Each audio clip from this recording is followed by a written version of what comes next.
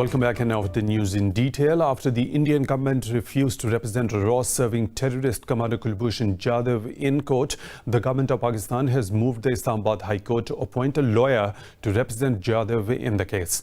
Secretary Ministry of Law filed a petition seeking the start of legal proceedings against the serving spy. The step has been taken to implement the decision of the International Court of Justice. Jadhav faces death penalty after he was caught operating in Pakistan and confessed to espionage and terrorism in the country. He cannot hire services of a legal representative without help from the Indian government, but New Delhi has been reluctant in filing a review of the decision under the Review and Reconsideration Ordinance. In Azha, Jammu and Kashmir, a group of foreign journalists have visited the Poonch sector along the line of control and interacted with the victims of Indian ceasefire violations. They also witnessed a three-tier Indian surveillance grid and obstacle system deployed 4 kilometers from the LOC. India has made occupied Kashmir the most heavily militarized area in the world by deploying over 900,000 troops for nearly 8 million people. The additional troops were deployed after India illegally stripped the region of its autonomy last year and subsequently imposed a curfew there. Since then, the Indian government has exacerbated the situation by granting residential certificates to Indian nationals in a bid to change the demography of Kashmir. Indian troops have also increased ceasefire violations since the BJP government came to power in 2015. According to reports, Indian troops have committed 11,815 ceasefire violations since then. India has repeatedly refused to take the international media to their side of the LOC. We visited today Chiri court and we met so many victims in that area. I would say here that it was very free for us to meet several people, and we could listen to them. We could listen to their stories as well. Some of them were victims of the Indian shelling on the border. Some of them were injured as well. This visit was very informative for us to inform us about the real situation there, and we will do our best to deliver their voice to the world. In India, authorities have cancelled this year's Amarnath Yatra, the Hindu pilgrimage to icy Himalayan cave shrine in occupied Kashmir. This follows continuous unrest in Kashmir as the valley has been under India's illegal curfew since August last year. In a statement, the Amarnath Shrine Board said devotees can pay respects to the deity Shiva through live telecast. This is the second year in a row that the pilgrimage has been disrupted. Last year, it was called off midway, days before New Delhi stripped the region of its autonomy. Since then, Indian troops have martyred over 200 people in occupied Kashmir. Pakistan's Prime Minister Imran Khan has discussed a range of bilateral and regional issues with his Bangladeshi counterpart Hasina Wajid. In a statement, PM office said Pakistan is committed to deepening relations with Bangladesh on the basis of mutual trust, respect and sovereign equality. In a telephone call, Khan shared Pakistan's perspective on the grave situation in Indian-occupied Kashmir. He stressed the importance of peaceful resolution of Kashmir dispute for a safe and prosperous region. Reaffirming Pakistan's commitment to SAARC, Khan underlined the importance of regional cooperation for sustainable peace and prosperity. Qatar's envoy to Islamabad, Sheikh Saud bin Abdurrahman Al Thani, has lauded Pakistan's continuous efforts for regional peace. The ambassador said this during a meeting with Pakistan's Army Chief General Qamar Javed Bajwa in Rawalpindi. In a statement, the military's media wing said cooperation in various fields was also discussed in the meeting. General Bajwa congratulated the dignitary on assuming the office. The Army Chief said he hopes that bilateral relations will further prosper under the ambassador's leadership. The statement said Islamabad and Doha want to achieve common goal of improved peace and stability in the region. 38 more people have died from COVID-19 in Pakistan, increasing the toll to 5,677. The health ministry says the number of infections has exceeded 267,000 after 1,332 tested positive in the last 24 hours. The ministry said so far over 210,000 patients have recovered across the country. It said there are now 51,283 active cases, among which 1,436 are critical. Meanwhile, UAE Foreign Minister Sheikh Abdullah bin Zayed Al Nahyan has lauded Pakistan's efforts to tackle the coronavirus pandemic. He was speaking to Pakistan's Foreign Minister Shah Mahmood Qureshi over the phone. Qureshi told Al Nahyan that Pakistan is witnessing a decline in COVID-19 cases on a daily basis. India has reported nearly 38,000 coronavirus cases and 648 fatalities during the last 24 hours, pushing the death count to over 28,700. In Iran, 219 more people died from the COVID-19 in a day, bringing the nationwide toll to over 14,800. Earlier, the US reported over 60,000 new cases, while Brazil recorded 1,367 deaths in the last 24 hours. Globally, the death toll from the virus has exceeded 617,000 with almost 15 million cases. The new coronavirus continues to devastate the Americas, with the outbreak getting worse, especially in Brazil, Mexico, and the US. In Brazil, the death toll has crossed 81,000 with nearly 2.2 million infections. The US has reported over 8,000 daily deaths for the first time since early June. The grave state of affairs has turned President Donald Trump from mask skeptic to champion of face coverings. Over months of downplaying COVID-19, Trump admitted the country is headed for the worst. It will probably, unfortunately, get worse before it gets better. Something I don't like saying about things, but that's the way it is. It's what we have. You look over the world, it's all over the world. In Asia, China has reported 14 new cases of the coronavirus, 5 of them imported, and the rest in the far western region of Xinjiang. Meanwhile, South Korea's new daily infections have rebounded to over 60. Japan's health ministry has approved the use of dexamethasone as a treatment for COVID-19. The World Health Organization has also given it a nod of assent. But the UN health body has warned Bolivia, where the Senate approved the use of a bleaching agent to prevent and treat the coronavirus. Reportes al respecto. Both within and outside the Americas, we received reports that both Latin Americas and Caribbean, as well as the FDA, which is the Food and Drug Administration of the United States, have received many reports of the adverse, even great effects to the patients that have consumed these substances. These reports include respiratory failure, changes in heart rhythm, liver failure, and serious digestive issues. The Australian state of Victoria has announced a daily record as it makes wearing face masks mandatory in public. Meanwhile, Ireland had decided to lessen travel restrictions with 15 European countries. China has strongly condemned the US for asking Beijing to close its consulate in Houston, Texas, calling the move outrageous and abrupt. Foreign Ministry spokesperson Wang Wenbin pressed the US to reverse its wrong decision. Wang said the consulate was working normally until yesterday when it was told to close down. Wang warned if Washington does not withdraw this request, Beijing will take proper and necessary retaliatory action. U.S. State Department spokesperson Morgan Ortagus has confirmed the development. She said Washington ordered the closure to protect American intellectual property and private information.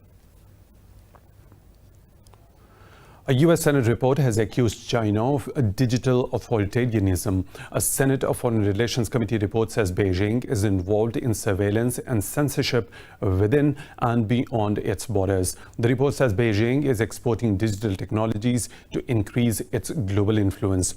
It says Washington is on the verge of losing the future of the cyber domain as Beijing continues to use its digital supremacy. The report recommends creating a public-private consortium to develop a U.S. 5G technology to counter Beijing's influence. Meanwhile, the U.S. has indicted 2 Chinese nationals for seeking to steal COVID-19 vaccine research and hacking hundreds of companies. The Justice Department says they were involved in a decade-long cyber espionage campaign that targeted defense contractors. Meanwhile, U.S. Secretary of State Mike Pompeo has accused China of not only stealing American intellectual property rights, but also European. Speaking alongside his Danish counterpart in Copenhagen, Pompeo said the U.S. hopes Denmark will protect itself from the threat posed by Beijing. He also hailed a reopening of the U.S. consulate in the semi-autonomous Danish territory of Greenland. The Secretary of State said it is a new day for the U.S. in Greenland. Danish Foreign Minister Jeppe Kofod said the EU has characterized China as a necessary negotiating partner on certain issues. He said it is clear that Europe needs a common, coordinated and a strong position on China. Pompeo visited Denmark a year after a diplomatic spat between the US and the Nordic country over President Trump's offer to buy Greenland. More stories to follow, but right after a short break, stay tuned.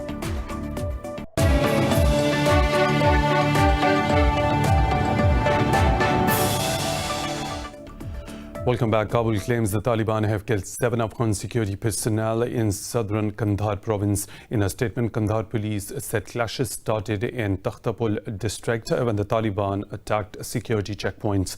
The Taliban have not yet commented on the claims. Meanwhile, the group has accused Afghan forces of bombing and destroying a mosque in Saidabad district of Medan Wardak province. Russia says there is still hope to rescue the 2015 Iran nuclear deal and return it into a stable condition. Russian Foreign Minister Sergei Lavrov said this during a meeting with his Iranian counterpart Javad Zarif in Moscow. Lavrov said Russia will do anything to preserve the agreement. Zarif also thanked Moscow for its remarkable efforts to keep the pact alive. Both the ministers remarked that the deal turned 5 years old last week, with Zarif calling it a historical international agreement. The pact has been in shambles since US withdrew in 2018 and unilaterally reimposed sanctions on Tehran. President Bashar al-Assad's Baath Party and its allies have won a majority of seats in the country's parliamentary elections. The Election Commission said the ruling alliance won 177 seats in the 250-member parliament. State media said over 7,000 polling stations were set up across about 70% of the country. Millions of people displaced by Syria's long-running war were not eligible to cast ballots in the poll. Earlier, the US dismissed the vote as stage-managed and unfree, while Syrian opposition called these elections illegitimate and said the regime chose the candidates beforehand and then elected them. The world leaders from the US, UAE, Turkey and Germany have discussed the Libyan crisis in a fresh round of phone calls. US President Donald Trump spoke to Abu Dhabi's Crown Prince Sheikh Mohammed bin Zayed Al Nahyan, while Turkish President Tayyip Erdogan held talks with German Chancellor Angela Merkel.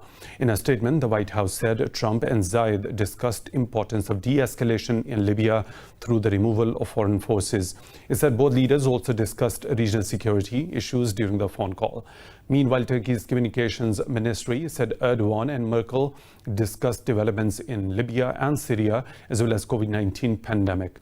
It said the two leaders also discussed bilateral relations with the economy and tourism in particular. Russia and Turkey have agreed to continue efforts for a permanent ceasefire in Libya. A joint statement after high-level consultations in Ankara said the two sides are also considering the creation of a joint working group. It added that there is no military solution to the Libyan conflict and it can only be solved through the UN-facilitated political process. The latest round of talks comes 2 days after Egyptian parliament authorized deployment of troops to Libya. Earlier, Egyptian President Abdel Fattah al-Sisi threatened military action against Turkish-backed forces in Libya. Egypt says it is escalating suspected militants while thwarting a terrorist attack on a security complex in northern Sinai. In a statement, the military said 2 army personnel were killed and 4 others wounded during the encounter in the Bir al-Abed area. It said one of the attackers was wearing a suicide jacket, which may have caused a major blast. The army said troops destroyed 4 vehicles, including 3 that were packed with explosives. For over a decade, the Egyptian military has been battling an insurgency in the northern Sinai region. The fighting intensified after the military's 2013 overthrow of President Mohamed Morsi. In Israel, thousands of people have protested against Prime Minister Benjamin Netanyahu in front of his residence in Jerusalem. The protesters demand Netanyahu's resignation over corruption charges and his government's poor handling of the coronavirus pandemic. Police arrested 10 people and fired water cannons to disperse the protesters. Demonstrators blocked roads and set fire to trash bins in the city center after a demonstration outside Netanyahu's residence. Protesters asked Netanyahu to resign amid a corruption trial in which he faces charges in 3 cases that include bribery, breach of trust and fraud. Netanyahu has denied any wrongdoing while being in the office. The U.S. says it is not withdrawing its troops from South Korea. In a media briefing, U.S. Defense Secretary Mark Esper said he has not issued orders to pull personnel from the Korean peninsula. Esper said Washington will continue to consider adjustments to deployments worldwide for greater strategic flexibility. He said Washington will continue to work with Seoul to achieve the complete denuclearization of North Korea to ensure peace on the peninsula. Earlier, U.S. President Donald Trump asked Seoul to pay more in defense cost sharing that led to speculation about a possible drawdown in the military presence. In the U.S., 14 people have been shot outside a funeral home in Chicago in one of the worst mass shootings in the city. Police said mourners were shot at by the occupants of a passing vehicle and they left the home in Grisham on the city's south side. The shooting comes amid reports that federal agents are to be deployed to the city to help tackle rising crime. Chicago's Mayor Lori Lightfoot said she has been assured that the agents would work jointly with police force. She had previously threatened to sue U.S. President Donald Trump if he sent in troops without her permission. The U.S. has imposed sanctions on Venezuela's Chief Justice, Miguel Moreno, and announced a $5 million reward on information leading to his arrest. In a statement, U.S. Secretary of State Pompeo said Moreno used his position for personal gain. Pompeo said Moreno also accepted bribes to influence the outcomes of the criminal cases in Venezuela. He said Washington will continue to stand against corruption and transnational organized crime. In a statement, Moreno said Venezuela's judiciary will not accept instructions from Washington. Earlier in March, Washington brought narco-terrorism charges against Venezuela's President Nicolas Maduro and our country's dozen top officials. Moreno was charged with alleged money laundering as Washington ramps up its campaign to oust Maduro's socialist government. Over a dozen hostages have been freed after a 12-hour siege in Ukraine's western city of Lutsk. Interior Minister Arsen Avakov says the gunmen released them unharmed after a 15-minute phone call with Ukraine's President Volodymyr Zelensky. Authorities have arrested 44-year-old assailant Maxim Krivosh, saying a lengthy sentence awaits him. Avakov confirmed that Krivosh had several functioning firearms and genuinely posed a threat. President Zelensky posted a short video captioned "Everyone should watch the 2005 film Earthlings in compliance of one of his demands." After the video is published on social media, in half an hour he would release all the people. That's how it happened, more or less. It seems to me he released hostages in 30 to 40 minutes.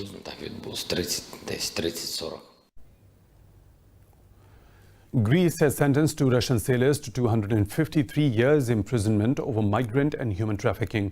Russia's UN Human Rights Committee Vice President Ivan Melnikov termed the punishment harsh considering the nature of the incident. In an interview, Melnikov said Konstantin Semenov and Ivan Voznikov-Tests have been sentenced to between 7 and 12 years in prison for each migrant. Melnikov said illegal migrants climbed aboard the ship despite a refusal by the Russian sailors whose yacht broke down mid-journey. He said both tried to warn coast guards but were apprehended and later charged when the officer finally approached. Both sailors pleaded not guilty. Bolivian police have recovered over 400 bodies from streets and homes, with most of them believed to have COVID-19. They say all bodies were found over a 5-day period in La Paz, Cochabamba and Santa Cruz. They said nearly 85% of the bodies were positive cases for COVID-19 and cases with virus symptoms.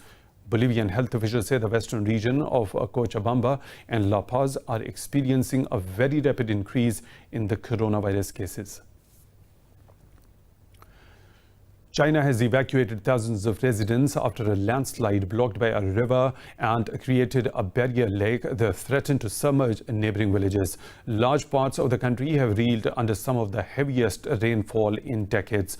Local authorities said the landslide occurred after a 1.5 million cubic meters of earth fell into a tributary of the Yangtze River in the Hubei province.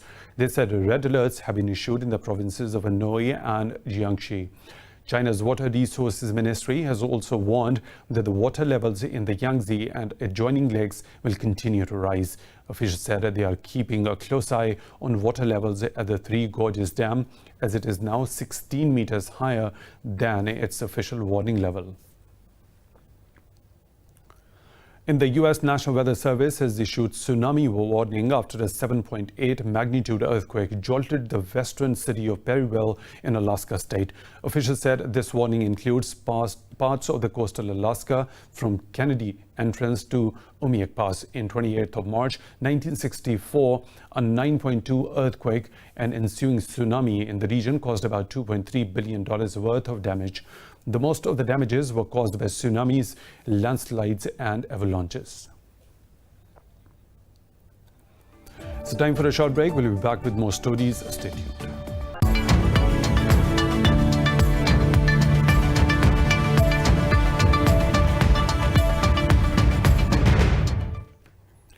And now the lows and the highs of the business world. The U.S. government says it will pay $1.95 billion to Pfizer and German biotech firm to buy 100 million doses of COVID-19 vaccine. In a joint statement, the company said the transaction is subjected to be safe and effective for humans. Under the agreement, the U.S. government can acquire up to an additional 500 million doses of coronavirus from Pfizer and biotech. In clinical trials, the two companies have been testing vaccines that require 2 injections, and that means a supply of 100 million doses will likely vaccinate 50 million Americans. Pfizer said they will not receive any money from the government unless the vaccine is deemed to be safe and effective. The two companies expect to manufacture up to 100 million doses globally by the end of 2020. Major airlines have asked for a joint COVID-19 testing program so travel can resume between the US and Europe. The owner of British Airways and United Airlines are among the carriers that have signed a letter to the US and European Union leaders. The letter stressed on the importance of transatlantic air travel to the global economy as well as to the economic recovery of businesses. It added that a pilot testing program could be an excellent opportunity for the government and industry to work together. Carriers are struggling to survive as the coronavirus pandemic has severely disrupted global travel. Currently, travel between Europe and the US is largely barred. Meanwhile, Qatar Airways has launched an international arbitration seeking $5 billion in compensation from 4 Arab states for an airspace ban. The quartet imposed a blockade on the oil-rich Gulf state in mid-2017. In a statement, Qatar Airways CEO Akbar Al-Bakr said the blockade decision is a clear breach of civil aviation conventions. He said no results have been yielded fruitful after over 3 years of efforts to resolve the crisis through dialogue. Al-Bakr said they will pursue all legal remedies to protect their rights and secure full compensation for the violations. The Wall Street stocks have opened higher despite an escalation in tensions between the US and China. Shares of Microsoft Corporation and Tesla rose ahead of their quarterly results. Markets were also lifted over positive news about the coronavirus vaccine contracts by the US government. The indices of S&P 500 and Dow Jones Industrial Average landed in positive territories. Nasdaq Composite traded at a fraction lower. Meanwhile, oil prices dropped and industry data showed a bigger than expected inventory built in the US.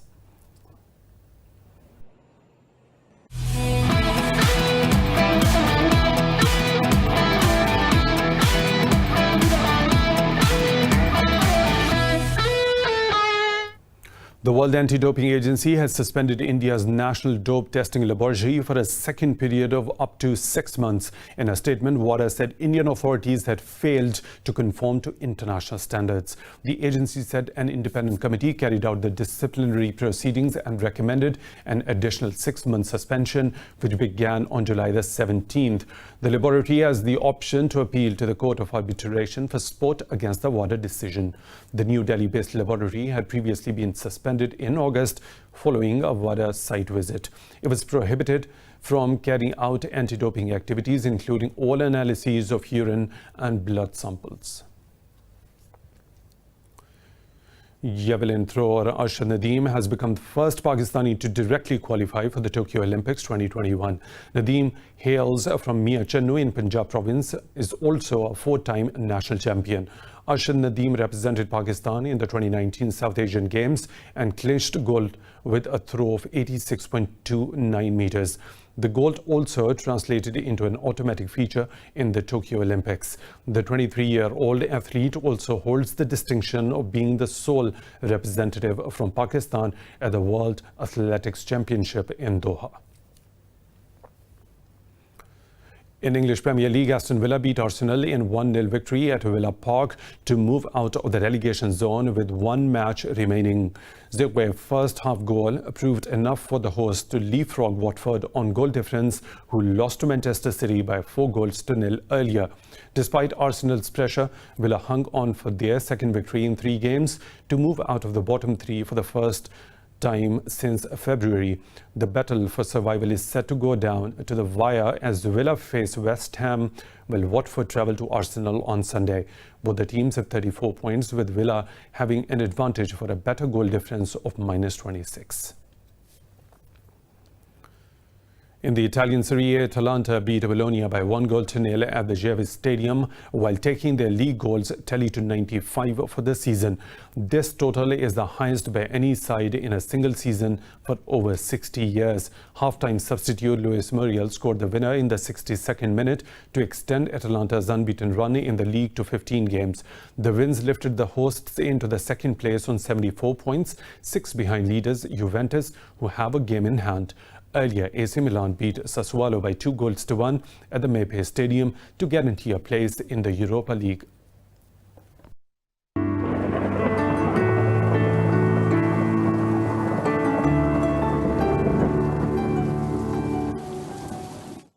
From around the globe.